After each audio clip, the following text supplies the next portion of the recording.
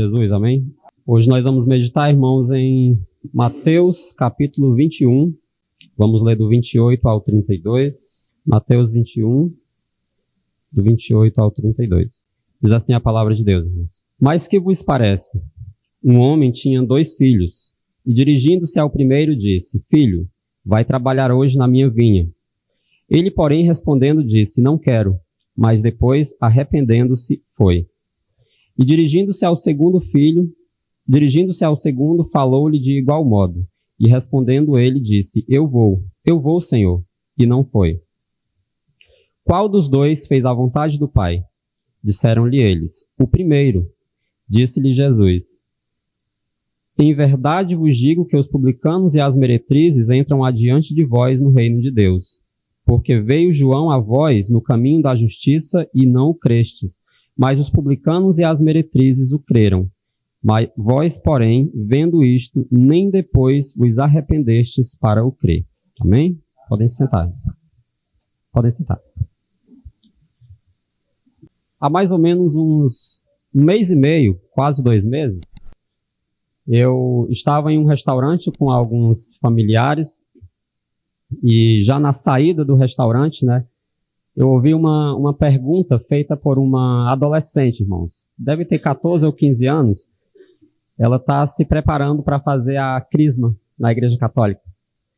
E eu ouvi ela fazendo essa pergunta para o pai dela, que eu achei muito interessante, né? Eu ouvi de uma criança praticamente essa pergunta.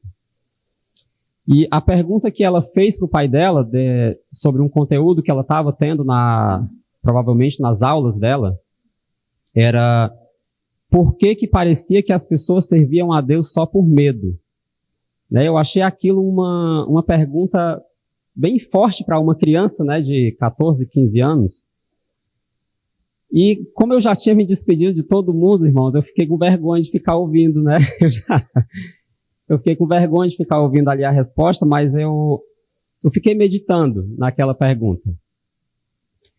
E esse questionamento, irmãos, vindo de uma criança, né, ele expõe uma realidade que é um assunto que é uma realidade no nosso meio, infelizmente, né, no meio da igreja.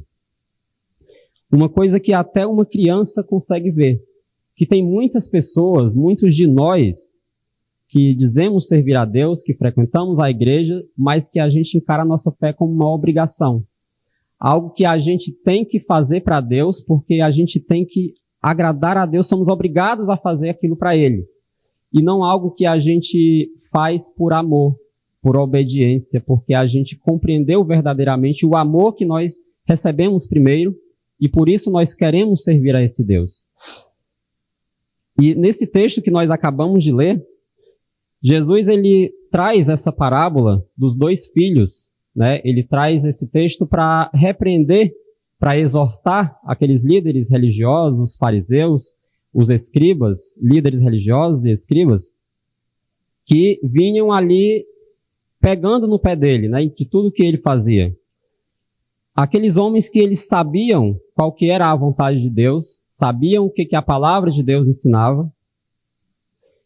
Eles ensinavam às pessoas a forma que elas deveriam servir a Deus, como eles deveriam obedecer, praticar, mas que eles mesmos acabavam ficando reprovados na forma como eles andavam. Em Mateus 23:3, o próprio Senhor ele vai dizer: obedecei-lhes em tudo o que eles dizem, mas não façam o que eles fazem, pois não praticam o que pregam. Jesus ele traz essa parábola, irmãos, dos 2 filhos, principalmente, né, para falar sobre arrependimento, sobre obediência, amor e serviço. A forma como nós fazemos, como nós praticamos a nossa fé. Essa parábola, nessa parábola, o Senhor Jesus falando, né, ele diz que um pai, um senhor, aliás, ele se dirige ao primeiro filho, a um dos seus filhos, e ele faz um pedido para aquele filho. Ele diz: vai trabalhar hoje na minha vinha. E aquele filho responde: não quero. Mas depois ele se arrepende e vai. Eu associo, irmãos, esse trabalho, né? Sempre que fala sobre trabalho na palavra de Deus, sobre vinha, sobre o semear no reino de Deus, eu gosto muito de associar sobre um tema que eu conheço um pouco, né?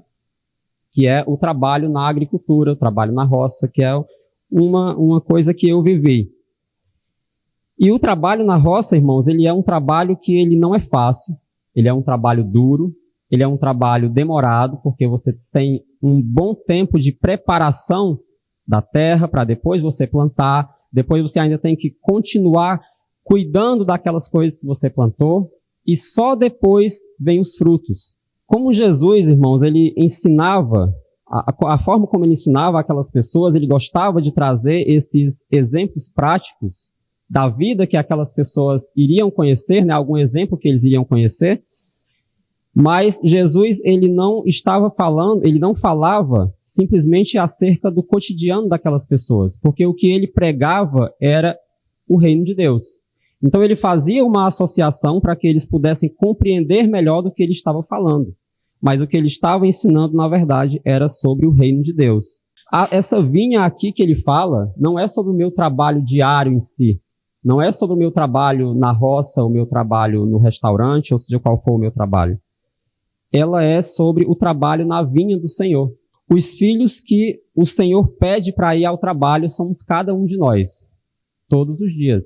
E não é fácil, né, irmãos? A gente sabe que trabalhar, principalmente trabalhar para o reino de Deus, não é uma coisa fácil. Porque tem dias que a gente não acorda com vontade de fazer nada, né? Tem dias que a gente acorda sem vontade de orar, sem vontade de ler a Bíblia, sem vontade de louvar. Tem dias que a gente não está querendo mesmo ir trabalhar, nem para o nosso trabalho, que nós precisamos pagar as contas, enquanto mais para Deus. Muita gente pensa até assim, né? A gente pensa muitas vezes assim. Mas nesses dias a gente tem que fazer como Paulo ensina, né? Em 1 Coríntios, a gente tem que, nem que seja esmurrando o nosso corpo, a gente tem que se esforçar para obedecer esse ide. Um filho disse, eu não vou, mas depois ele se arrepende e vai. Deus, ele não quer, irmãos, que a gente sirva ele apenas por obrigação ou por medo. Porque muitas vezes a gente vai para o nosso trabalho por medo de sofrer uma advertência, uma repreensão do nosso chefe. E Deus, ele não quer que a gente sirva ele apenas com essa motivação. Não com essa motivação, mas que a gente o sirva por amor, que a gente verdadeiramente se dedique. Na parábola das minas de Lucas 19, ele traz um exemplo, o próprio Jesus também trazendo o exemplo, de que um senhor, ele iria se ausentar por um determinado período de tempo, e que ele chama os seus servos e distribui para eles tesouros para que eles administrem. Quando ele retorna, ele chama aqueles servos a quem ele deu aquelas minas, aqueles tesouros, para prestar contas de como eles tinham administrado aquilo que eles receberam. Cada um recebeu dentro das suas possibilidades, ali das suas capacidades de desenvolver aquilo. E ele dá uma ordem, negociai até que eu venha. 2 servos se dedicaram, negociaram e multiplicaram aquilo que lhes foi dado. E é um engano a gente pensar muitas vezes que deve ter sido fácil para eles. Não, mas eles já tinham o dom de administrar, eles já tinham aquele tchan ali para o negócio. Mas a verdade, irmãos, é que isso exigiu deles, não é que tenha sido fácil, é porque exigiu deles uma coisa que eles resolveram entregar.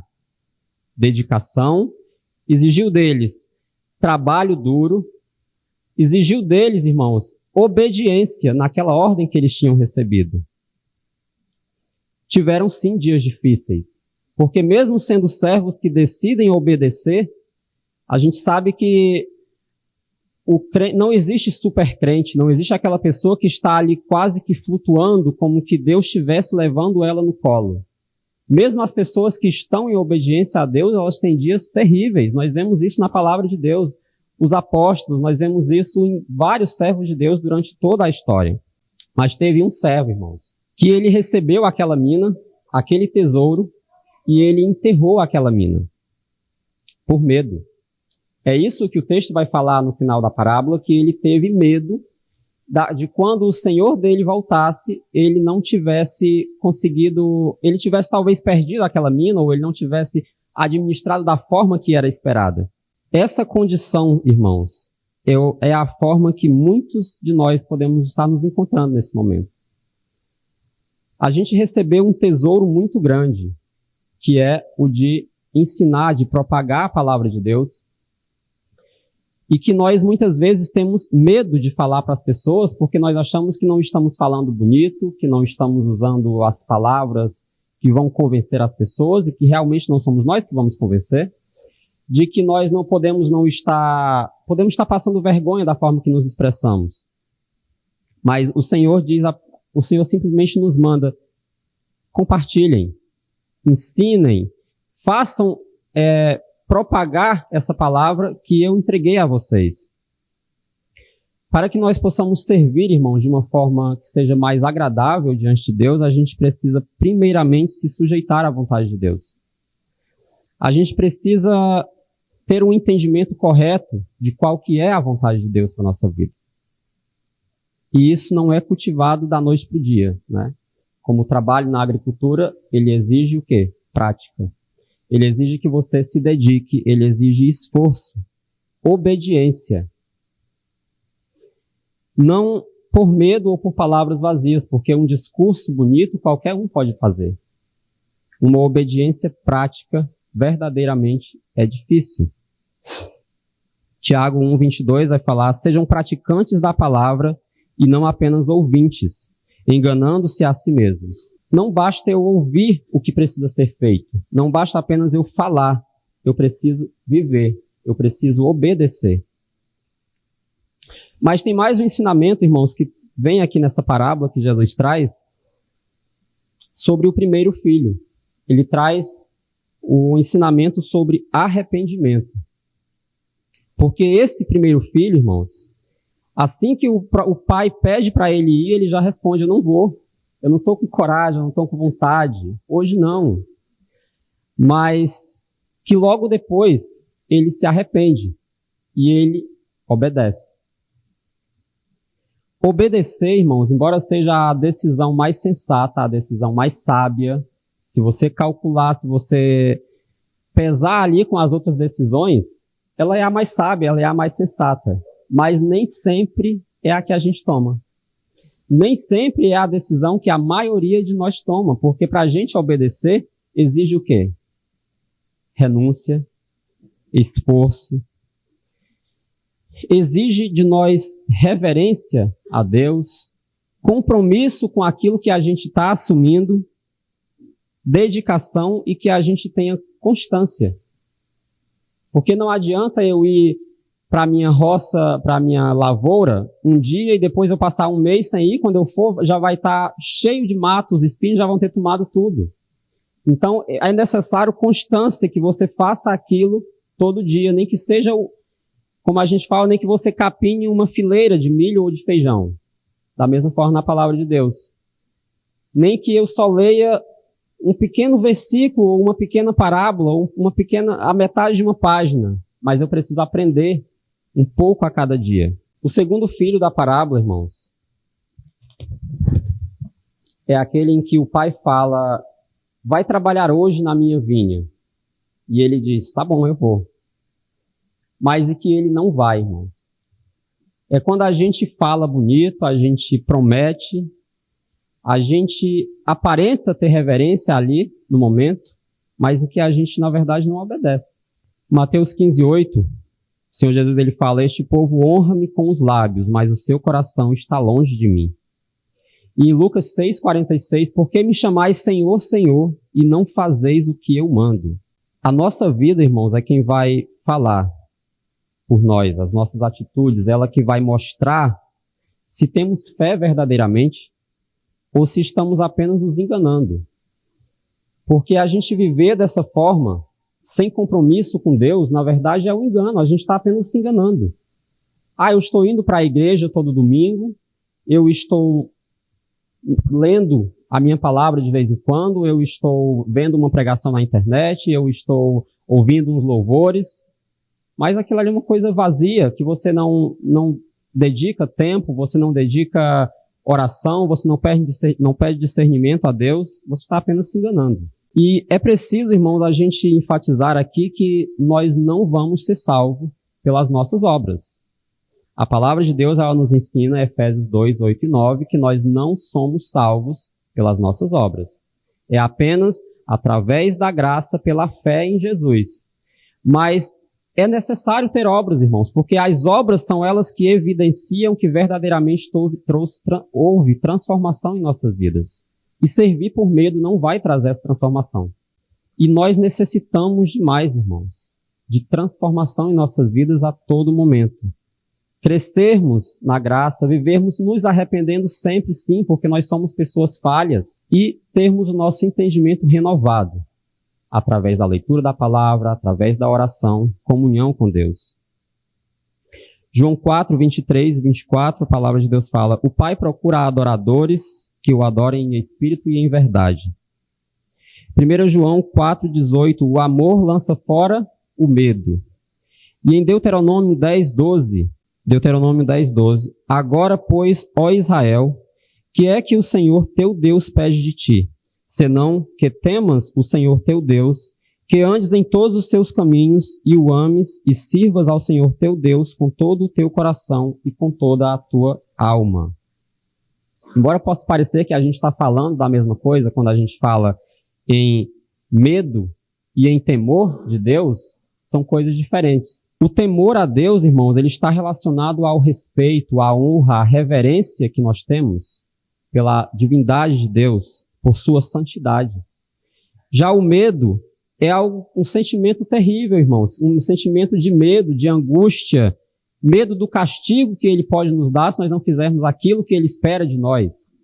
São duas coisas diferentes. E para a gente conseguir servir a Deus verdadeiramente por amor, com o temor que lhe é devido, irmãos, não é apenas pelo meu esforço, embora precise que eu tenha esforço. É preciso de graça sobre a minha vida. Porque eu não sou perfeito. Eu não sou perfeito, irmãos. A minha carne, ela pede sempre, a própria palavra de Deus, ela nos fala que a nossa carne, ela tende sempre para o lado errado. Por isso que nós, muitas vezes, não tomamos a decisão mais sábia e mais sensata, que é obedecer de coração. A gente precisa sempre estar pedindo graça a Deus, misericórdia, e esmurrando o nosso corpo, muitas vezes. E disposição sincera, irmãos.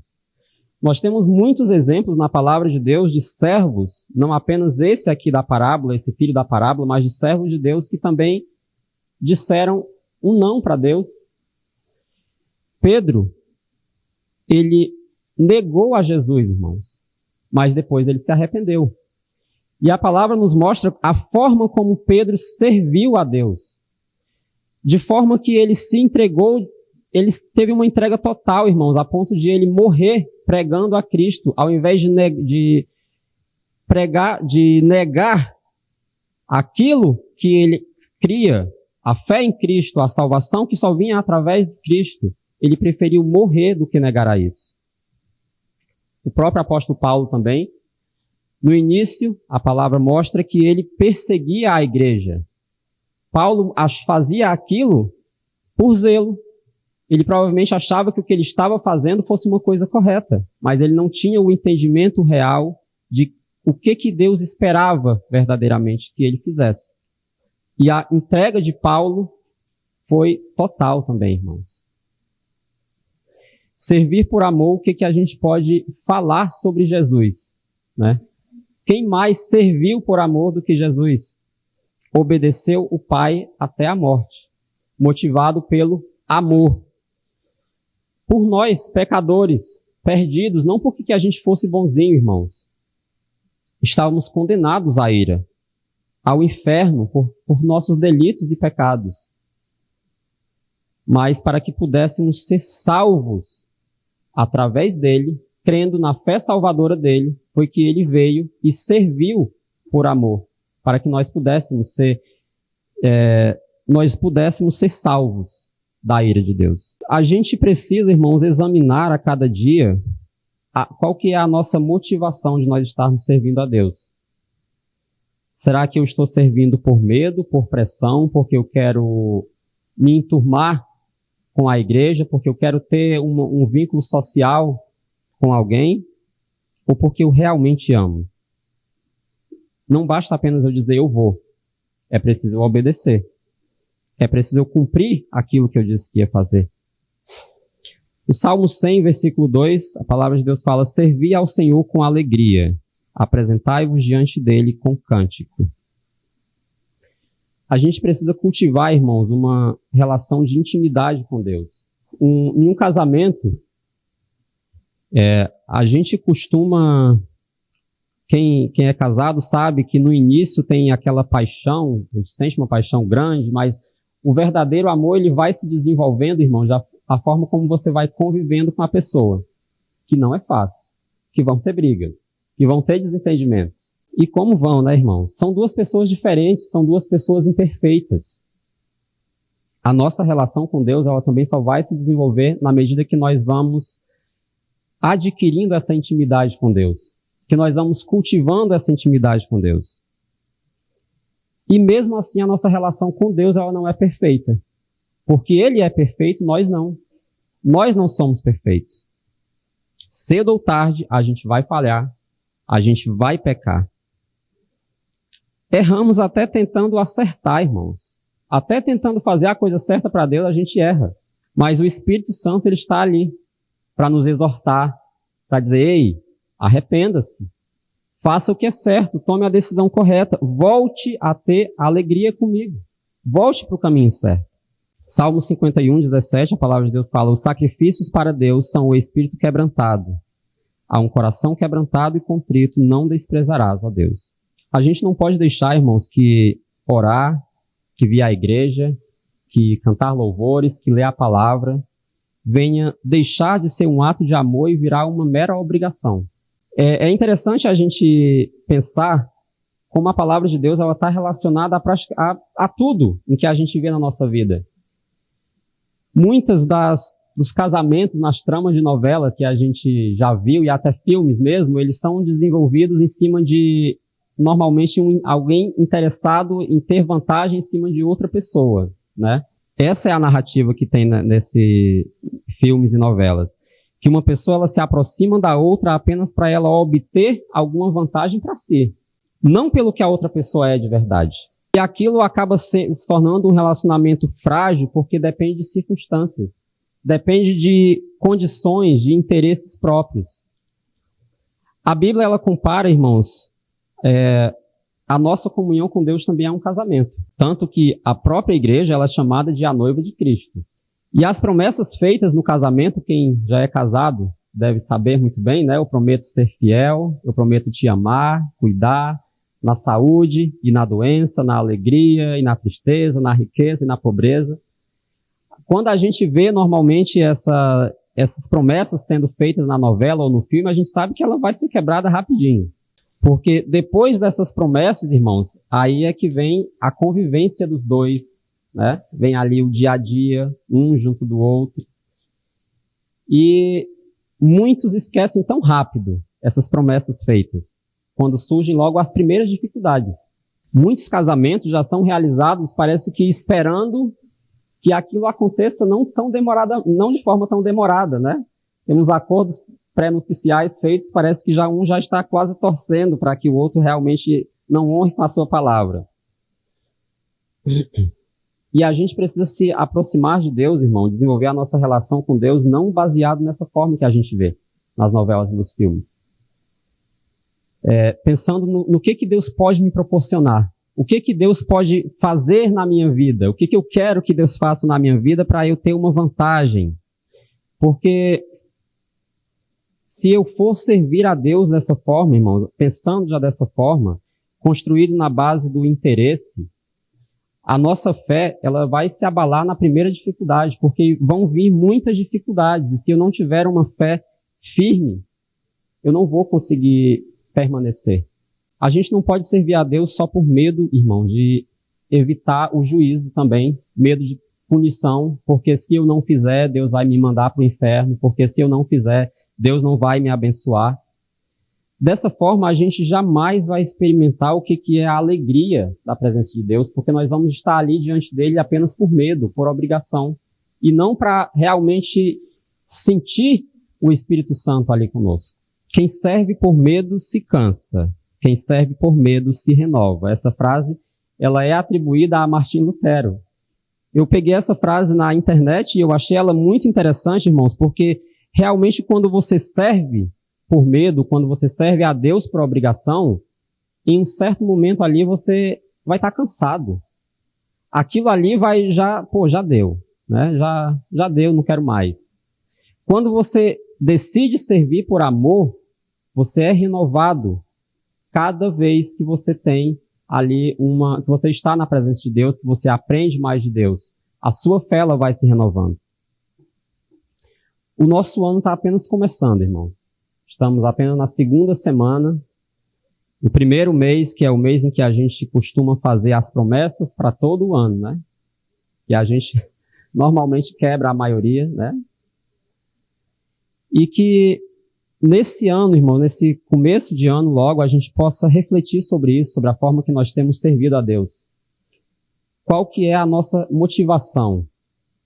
Como que tem sido esse nosso relacionamento com Deus? E que a gente possa refletir sobre isso, irmão, nesse ano que está se iniciando. A gente está obedecendo por medo ou por amor? E que a gente possa meditar sobre isso. Amém?